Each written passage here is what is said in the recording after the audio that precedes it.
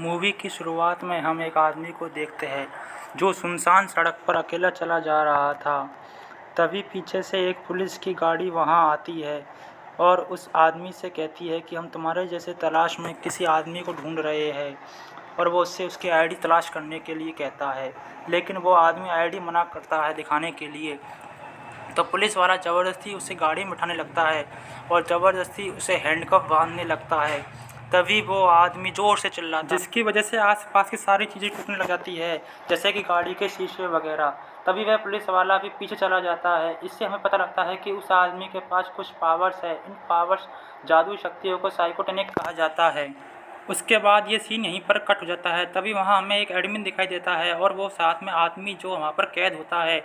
थोड़ी देर बाद वहाँ उस आदमी के पास एक डॉक्टर आ जाता है जिसका नाम माइकल होता है, और वो डॉक्टर उस आदमी को बताता है कि मैं साइकोटेनिक पर स्टडी कर रहा हूँ, रिसर्च कर रहा हूँ, और तुम्हें यहाँ इसीलिए लाया गया है। असल में उस आदमी का नाम जैक होता है।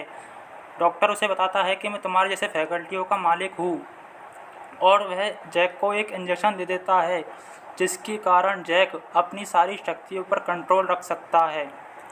डॉक्टर माइकल जैक को ये भी बताता है कि मुझे तुम्हारे बारे में एक लड़की ने बताया है, और उस लड़की का नाम रेचल है। असल में रेचल डॉक्टर माइकल के साथ उसी के इंस्टीट्यूट में रहती है। तभी जैक डॉक्टर माइकल से कहता है कि मैं एक बार रेचल से मिलना चाहता हूँ, और वो एग्री कर देता है। असल में ये रेचल थी कौन, इसके बारे में हम बाद में देखें। तभी हमें एक वीडियो रिकॉर्डिंग दिखाई देती है। उसमें कोई जैक से पूछता है कि असल में तुमने उस दिन उन पुलिस ऑफिसर्स के साथ किया क्या था। लेकिन जैक बार बार यही कहता है कि मुझे रेचल से मिलना है। बार बार गुस्सा दिलाने के कारण वह अपनी पावर दिखाता है। तभी थोड़ी देर बाद अगले सीन में हमें रेचल दिखाई देती है, जिससे एक आदमी कहता है कि जैक यहीं पर बंद है, अगर तुम उससे मिलना चाहती हो तो तुम्हें मेरे सच को कंटिन्यू करना होगा। यहाँ पर हमें पता लगता है कि रेचल कई सालों से जैक से नहीं मिली थी, और जो ये आदमी उनसे ये सारी बातें कह रहा था वो कोई और नहीं, डॉक्टर माइकल ही था। डॉक्टर माइकल और रेचल की बातों से पता लगता है कि रेचल और जैक एक दूसरे को पसंद करते हैं, और जैक को यहाँ हुए 2 महीने हो चुके हैं और उसे अगले 10 महीनों तक भी यहीं रहना था। डॉक्टर माइकल ने रेचल को जैक से अभी तक नहीं मिलाया है। थोड़ी देर बाद हम नेक्स्ट सीन में देखते हैं कि जैक अपने फ्रेंड से बात कर रहा था, और वो उससे कहता है कि मुझे डॉक्टर माइकल ने रेचल से अभी तक नहीं मिलवाया है, और मुझे कैसे भी करके रेचल को ढूंढना ही पड़ेगा कि वो कहाँ पर है। और वो सीधा ही डॉक्टर माइकल के केबिन में घुस जाता है, और वो उनसे कहता है कि मुझे यहाँ आए हुए 3 महीने हो चुके हैं, और मुझे आपने अभी तक भी रेचल से नहीं मिलवाया है, ना ही मैंने उसे अभी तक देखा है। आपने मुझे उसे मिलवाने के लिए कहा था, मुझे उससे अभी मिलना चाहता हूँ। लेकिन डॉक्टर माइकल उससे कहता है कि रेचल एक रिसर्च में बिजी है, और वो एक रिसर्च का हिस्सा है, इसलिए वो किसी से नहीं मिल सकती।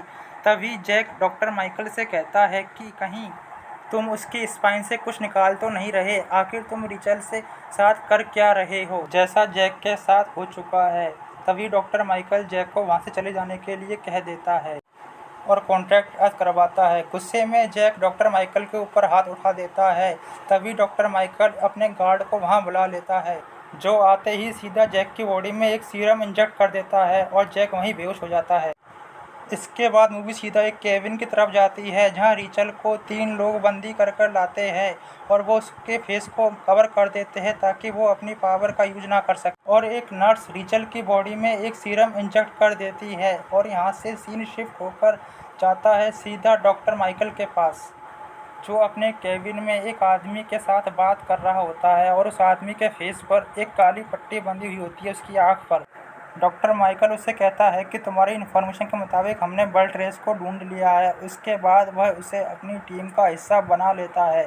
असल में ये आदमी के बारे में हम आगे जानेंगे। तभी डॉक्टर माइकल इंस्टीट्यूट की लेडी से जैक के सीरम को 10 मिलीमीटर से 20 मिलीमीटर करने के लिए कहता है, और वो डॉक्टर उस सीरम को डॉक्टर माइकल की बॉडी में इंजेक्ट कर देती है।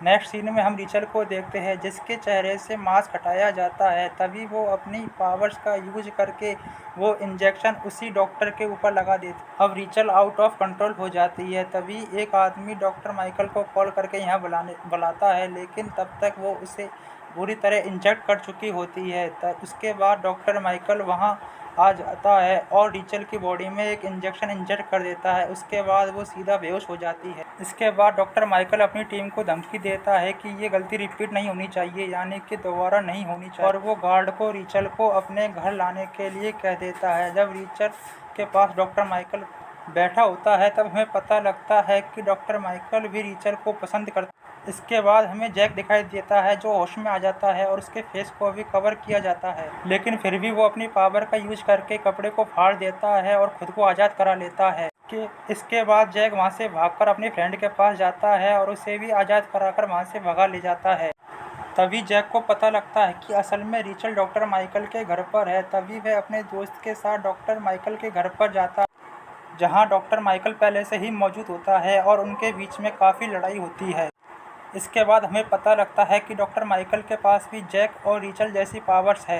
तभी वहाँ माइकल के गार्ड आ जाते हैं, लेकिन गार्डों के आने से पहले ही वो लोग उसे इंजेक्ट कर देते हैं और माइकल के इंजेक्ट होने के बाद वे तीनों वहाँ से भाग जाते हैं। लेकिन भागते भागते डॉक्टर माइकल का गार्ड उनके फ्रेंड को पकड़ लेता है, लेकिन एक गार्ड जैक और रिचल के पीछे लग जाता है, लेकिन जैक उसे अपनी बहुत सारी पावर दिखाकर उसे मार देता है, जिसकी वजह से जैक भी कमज़ोर पड़ जाता है। लकीली वहाँ एक गाड़ी आकर रुकती है। रिचल उस गाड़ी को रुकवाकर जैक की हेल्प करती है और उसे गाड़ी में बैठा देती है। गाड़ी में जैक रिचल से पूछता है कि क्या तुम डॉक्टर माइकल की शक्तियों के बारे में पहले से जानती थी। तभी रिचल उसे बताती है कि डॉक्टर माइकल हमारे डीएनए निकालकर खुद में इंजेक्ट करता है ताकि वो हमारा जैसा बन सके। नेक्स्ट सीन में डॉक्टर माइकल अपने केबिन में होता है और उसी पट्टी वाले आदमी से बात करता है। यहाँ हमें उसका नाम पता लगता है, असल में उसका नाम लेविन होता है। तभी डॉक्टर माइकल लेविन और इसके एक गार्ड को जैक के घर भेजता है और 2 गार्ड्स को अपने साथ रखता है। जैक और रिचल अपने घर पहुंचते हैं। वहां उसके फादर जैक को इतनी सालों बाद देखकर काफ़ी खुश हो जाते हैं, साथ ही साथ वो उनकी हेल्प करने के लिए भी तैयार हो जाते हैं। नेक्स्ट डे जैक के फादर उन्हें एक आदमी से मिलवाने वाले थे जो उनकी हेल्प कर सकता है, यानी एक ऐसा आदमी जिस पर वो विश्वास कर सकते हैं। रात होने पर रिचल जैक से उसकी फैमिली और उसके पावर कैसे मिले बारे में पूछती है। जैक बताता है कि ये पावर उसे बचपन से ही मिली हुई थी, लेकिन जब मैं 17 ईयर का हुआ तो मुझे ये पावर संभाली नहीं गई और एक्सीडेंटली मेरी मदर की मौत हो गई। हालांकि ये एक इंसिडेंट था, लेकिन इसका जिम्मेदार जैक खुद को मानता था। ये सब सुनकर रिचल भी इमोशनल हो जाती है और वो जैक को रिलैक्स कराती है। तभी नेक्स्ट सीन में डॉक्टर माइकल उस सीरम का डोज बढ़ाकर खुद में इंजेक्ट करा लेता है। ये सब एक गार्ड देख लेता है। तभी लेविन और एक गार्ड जैक के फादर के घर में जाते हैं और उनसे जैक के बारे में पूछते हैं। तभी जैक के फादर उनसे कहते हैं कि जैक तो यहाँ पर नहीं आया और मैं इवन 10 सालों से उससे नहीं मिला हूँ। लेकिन वो गार्ड ज़बरदस्ती घर में घुस जाता है और जैक के फादर को काफ़ी मारता है और उसे धमकी भी देता है और जैक के बारे में पूछता है। तभी रिचल को जैक वॉशरूम में छुपने के लिए कहता है और ख़ुद अपने फादर की हेल्प करने के लिए नीचे आता है। तब वो देखता है कि इवन उसके फादर को उसने गन पॉइंट पर ले रखा है। तभी जैक अपनी पावर्स का यूज करके उस गार्ड के ऊपर गन पॉइंट करवा देता है और तभी वो लेविन उसके पीछे पर अटैक कर देता है और वो इंजेक्ट हो जाता है और जैक बेहोश हो जाता है। तभी हमें पता लगता है कि जैक के फादर के पास ही वही सुपर पावर है जो जैक के पास है और वो गार्ड पर भारी पड़ रहे थे। तभी लेविन उन्हें पीछे से शूट कर देता है और तभी जैक के फादर की वहीं डेथ हो जाती है। तभी वो गार्ड रिचल को ढूंढने के लिए ऊपर जाता है। वहाँ काफ़ी लड़ाई के बाद फाइनली वो गार्ड रिचल के पाँव में गोली मार देता है, जिसके जवाब में रिचल भी अपनी सारी शक्तियों का यूज करके उस गार्ड का सिर ब्लास्ट कर देती है और खुद भी कमज़ोर होकर नीचे गिरने लगती है। तभी हम जैक और लेविन को देखते हैं जो लड़ रहे होते हैं। तभी जैक लेविन को शूट कर देता है। तभी लेविन जैक पर दोबारा अटैक करके वहाँ से निकल जाता है और सीधा ही डॉक्टर माइकल के पास जाता है। वहाँ डॉक्टर माइकल को हम देखते हैं कि वो पहले के मुकाबले काफ़ी ज़्यादा पावरफुल हो चुके थे। डॉक्टर माइकल का फेस भी कुछ एबनॉर्मल लग रहा था। तभी एक गार्ड डॉक्टर माइकल से कहता है कि आप ये सब क्यों कर रहे हैं। फाइनल में डॉक्टर माइकल उसके जवाब में उसे अपनी सारी शक्तियों का यूज करके ऊपर से फेंक देता है और उसे मार देता है। डॉक्टर माइकल अपने साथी को ये सब एक एक्सीडेंट बताकर उसकी बॉडी को कहीं दफनाने के लिए कहकर वहाँ से चला जाता है। इसके बाद हम नेक्स्ट सीन में जैक को देखते हैं जिसे होश आ चुका होता है और वो रीचल के पास जाता है, देखता है वो बेहोश है। एम्बुलेंस को कॉल करने के बाद वो खुद वहाँ से एक गाड़ी में बैठकर चला जाता है। उधर डॉक्टर माइकल जाता है सीधा ही जैक के फ्रेंड के पास और उस पर अटैक करने लगता है, लेकिन जैक के फ्रेंड के पास इतनी पावर्स नहीं थी कि वो अकेला डॉक्टर माइकल का सामना कर सकता है। फिर भी वो काफ़ी देर तक डॉक्टर माइकल का सामना करता है। फाइनली डॉक्टर माइकल अपनी पावर्स का यूज कर उसे 2 टुकड़े कर देता है। यहाँ पर हमें पता लगता है कि ये साइकोकिनेटिक पावर बहुत ही रेयर होती है और बहुत कम लोगों के पास होती है। डॉक्टर माइकल इस पावर्स का यूज कर खुद की एक अलग पहचान बनाना चाहता है। वो ऐसे ही लोगों को ढूंढता है और उनसे सीरम प्राप्त कर खुद के अंदर इंजेक्ट कर लेता है। एक हद तक डॉक्टर माइकल इन सब में कामयाब भी हो जाता है। यहाँ लेविन डॉक्टर माइकल से मिलता है, तभी उनकी सिक्योरिटी का कॉल आता है और उनसे कहता है कि बाहर कुछ गड़बड़ है। तभी डॉक्टर माइकल एक आदमी को बाहर भेजता है और बाकी बची सिक्योरिटी को अपने केबिन में बुला लेता है। वहाँ वो आदमी बाहर देखता है तो जैक पीछे से आकर उसे गोली से शूट कर देता है। तभी लेविन भी बाहर आ जाता है। तभी डॉक्टर माइकल किसी को कॉल करके उस सीरम का एक डोज और मंगाता है। उधर लेविन बाहर जाते ही जैक के चेस्ट में एक इंजेक्शन इंजेक्ट कर देता है और फिर दोनों अपनी अपनी पावर्स का यूज कर लड़ने लगते हैं।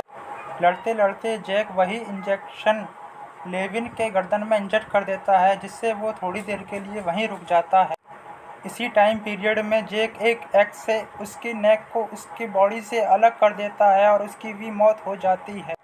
उधर डॉक्टर माइकल एक और इंजेक्शन का सीरम अपने अंदर इंजेक्ट कर लेता है और ज़्यादा पावरफुल बन जाता है। अब तो वो बिल्कुल भी एक नॉर्मल इंसान नहीं लग रहा था, बल्कि काफ़ी भयानक और काफ़ी डरावना लग रहा था। वहीं जैक का सामना डॉक्टर माइकल के एक साथी को मारने के बाद सीधा उसके साथ होने वाला था।